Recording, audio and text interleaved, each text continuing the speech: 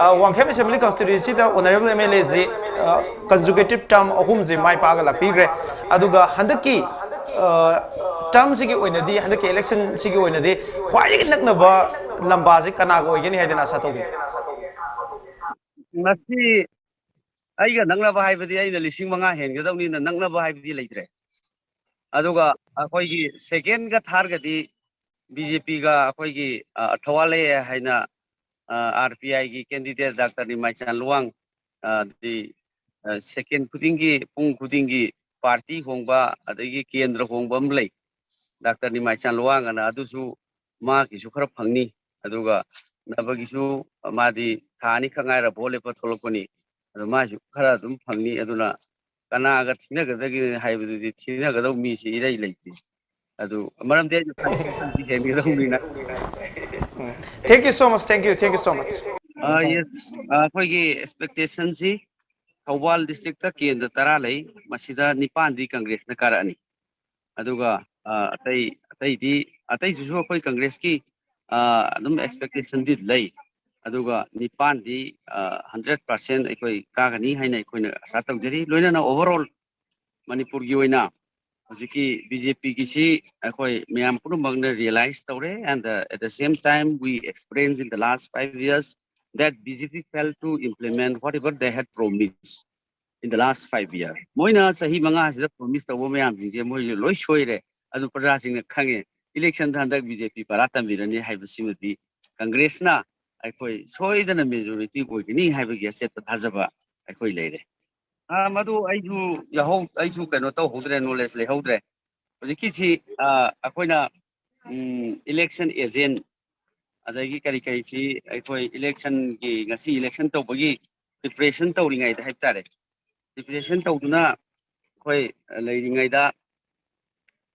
Viras Moirangi SC ki BJP candidate adagi MLA Susindro Kurai ki BJP ki candidate aduga Wainaba Chandra BJP candidate akoi Wangkhem Kendra ki BJP candidate tu laaga aigi thongan da campaign to buzan aduna aigi thongan aigi yum thangna baduda adudaiduda campaign to lakpa aduga gari na aigi gate tu da khamba adudaiduda akoigi mayam sina city hujik campaign tawgi matam already loigre bose haying da ngairabani haiduna akoigi workers sing haitai election agents sina haibajani adudaiduda asaigi moina Susindro dudi mayam khangi dungai hey kaino adududa kana tawjani adi boss tawduna sidai sida nei na thokari lai akoi lambi da gari khamba kana tawchal mi gi gate da adudaiduda workers sing duga khara sauna kuna ba tawi hai aduda mayam sina chakro ji campaign taw bonatre campaign tawi matam leitre matam loigre noi khangbi da bra na haibas desida nongoi macha ma kapture hai mayam su khara langakpada adudagi irang ama thokhiba dumaina ina kona thang tai aduna maduka mari leinana aikoi election agent L Somendro kobasina yarpo police station da adi complaint ama tawre aibdi makoi violations of model code of conduct haiba MLA adagi ex MLA adagi BJP gi Wangkhem Kendra gi candidate Nabachandra makoi ahumna election gi campaign gi matam loi khan campaign to buse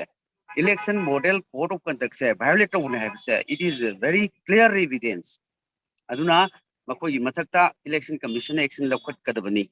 masi loksakta suai aroi mi marak tinbada adagi asigi election model code of conduct se masi violate tawba aduga loinana asigi leiriba sigi moina parja singda akoigi nongmai macha ka tho ekoto e haiduna nongmai ka tho ena smaina tawrakan irang thokibse irang thokibududi amna nungaite tawudadi hairiba leader singduna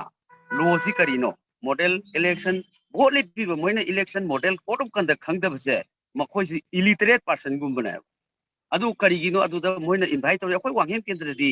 Manipur da one of the very peaceful akoi election se tawba yam shanti oiba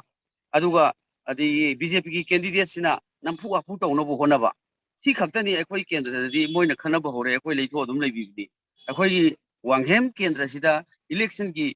normal election se tawnonabagi record thamge nai honajabani kanamata da akoi akai akoi tawnata bida mina tawro so akoi han tabida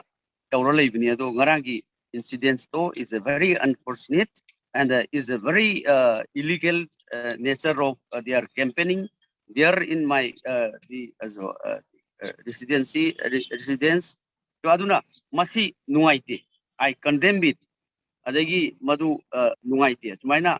the ex MLA amana ain khangdabase madu ai nuaite haina igi site gi tumse. Thank you. Honorable MLA, the final question am talak sage